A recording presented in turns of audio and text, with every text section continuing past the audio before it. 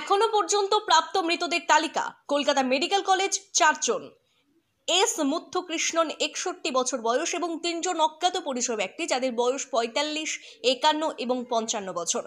NRS হাসপাতাল 5 জন, এক দীপেন্দ্র রাম যার বয়স 46 বছর, পি রাওত 3 বছর 8 মাস, পি দিয়া 8 বছর, প্রণয় পাঠক 13 বছর, আরাধ্যা আগরওয়াল 22 বছর। আরজিকর হাসপাতাল 6 জন, রাজেশ সন্তকার 61 বছর, উড়িষ্যা কটকের বাসিন্দা, নীরজ কুমার 20 বছর বয়স, বিহারের ভাগলপুর পুলিশ কলোনির বাসিন্দা।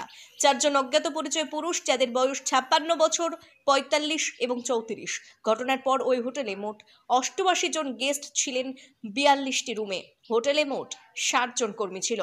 13 জন আহত হয়েছিলেন, তাদের মধ্যে একজন এখনো ভর্তি রয়েছে, 12 জনকে ছেড়ে দেওয়া হয়েছে। মৃত্যু বেড়ে 15। তদন্তের জন্য ইতিমধ্যে কলকাতা পুলিশের তরফ থেকে একটি সেট গঠন করা হয়েছে।